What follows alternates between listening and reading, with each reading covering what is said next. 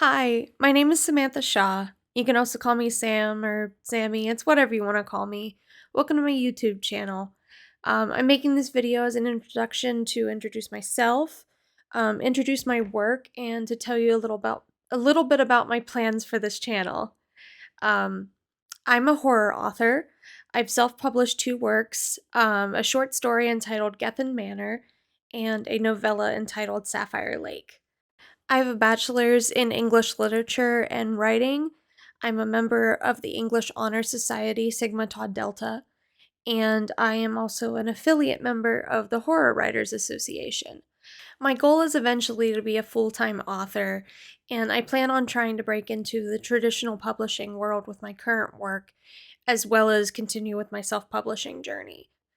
I'm also a book blogger. I have an Instagram page dedicated to book recommendations, reviews, general bookish author things. Since I already talk about books on my other social media pages, I thought I'd try my hand at like a booktube channel to film book reviews, give some recommendations, post top 10 lists, maybe some writing tips, maybe vlogs.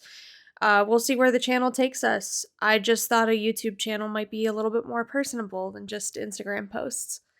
Now, while I have you here, I thought I would give you a little bit of the behind the scenes look at my novella, Sapphire Lake. It's available on Kindle, and the paperback is sold through Amazon.com. And then a little exciting news, the audiobook is coming and it will be available on Audible this summer. So here's what the paperback looks like. Try to keep the glare out of it. The cover was designed by fellow horror author Keelan Patrick Burke. He's wrote stories such as Sour Candy, Kin, and Blanky. If you've spent any time on Horror Bookstagram, I'm sure you've heard his name before.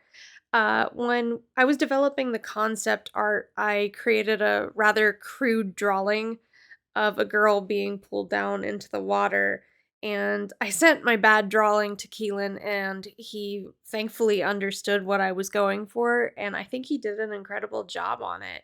So if you haven't read Sapphire Lake before, or if this is your first time hearing about it, let me read the synopsis for you. Micah Gray knows what it's like to die. For the past year, she's grappled with her new unexplainable gift. She can experience other people's deaths.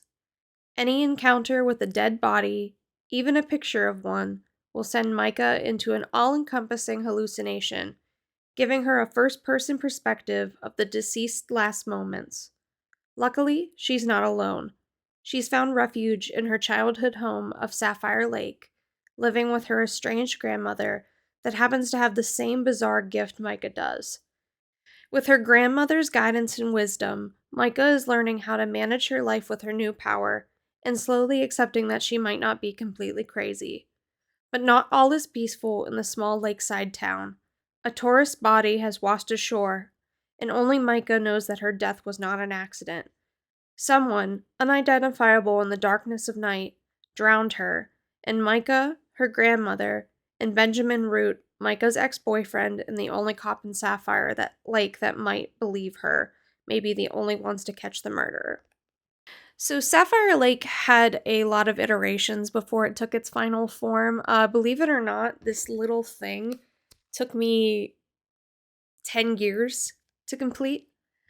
When I was a senior in high school, I had decided I wanted to write professionally and go to college for literature and writing. And around that same time, my family lost a dear friend to cancer.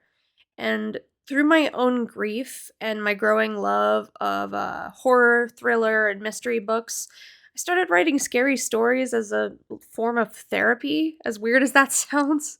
While I love all kinds of fiction, I tend to gravitate towards like paranormal horror stories. But I'm also a sucker for coming of age novels and self understanding types of books, and I wanted a way to like combine those genres. When my high school career was coming to a close, I had been thinking a lot about my family friend. I was grieving her, but also pondering death itself and what it was actually like to die, and I know that sounds really morbid. And I had also started reading a lot about mediums and those that can contact the other side in one form or another. Any horror fan can tell you that there are hundreds of stories about mediums, but I wanted to try writing something different. And that's the long answer of how I came up with Micah's power. She can experience people's deaths from their perspective. She can get a glimpse of their last moments, but not what comes after. And it was just as important to me to explore the toll having a bizarre power like that would take on somebody. In Micah's case, her power is a representation of various mental disorders like anxiety, depression, OCD, PCP,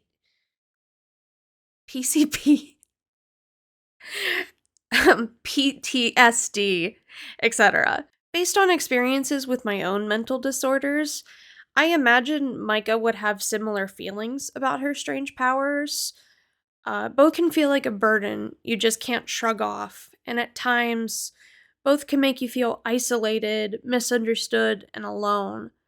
However, while grappling with my own mental health, I've learned to look towards the positives you can find and stocking your imaginary utility belt with coping mechanisms and your trusted allies to get through hard times. So I figured Micah Gray was an interesting way to portray a 20 something, like trying to navigate her life with her own unique mental disorder. Now, the inspiration for the lakeside setting actually came from my mother. During her teenage years, her family and a lot of her friends lived on the shores of a privately owned lake and campground in eastern Ohio. Her summers were filled with swimming, pontoon rides, water skiing, and my mom, my aunts, and my uncles all had their first jobs working at the beach concession stand, lifeguarding, and various other odd jobs the lake owner had them complete. When my mom got married and had my brother and I, we moved to a nearby city, but we still spent a lot of our summer at the lake and various other state lakes. I've always daydreamed about having my own home on a lake one day, and Sapphire Lake is just kind of a big combination of lakeside towns I've visited over the years. I think lakes are very peaceful and beautiful, but there's also a bunch of ways to make them creepy. I'm looking at you, Jason Voorhees. When I first started writing Sapphire Lake, I originally placed Micah in a private detective agency. She was supposed to be the agent's like secret weapon in crime solving, and that's how she was going to get involved in a murder case. I completed 2 drafts of that version of Sapphire Lake, and then I ended up having to stop when I got to my senior year of college and had to write my senior thesis. By the time I graduated and I read a couple hundred more books, I realized that the private detective agency wasn't a plausible route for Micah. Younger Sammy didn't know that private detectives are generally not involved in murder cases. Uh, Private detectives are generally sought out by the public and handle personal matters like background checks, monitoring for suspected theft, and investigating possible infidelity in marriages. And a tiny town like Sapphire wouldn't have a private detective agency. I know from growing up in a small town, the nearest hospital or even jail is 10 miles from here. So I know that there wouldn't be a private detective agency in a town I imagine to be as small as mine. Plus, the romantic interest and coworker characters I had written for Micah were, quite frankly, annoying. And so I decided I wanted to start from square one. I knew Micah and her powers were the anchor that kept the story idea alive, and I also wanted to keep the lakeside setting and the killer's identity. I've had the killer's identity from the very beginning. And other than those aspects, everything else about Sapphire Lake changed. And after a lot of schooling and reading and writing practice, I produced a story that I'm really proud of, and it seems like a lot of other people really like it. Well, that's all I have for now. I hope you enjoyed my introduction to my channel and a little behind the scenes of Sapphire Lake.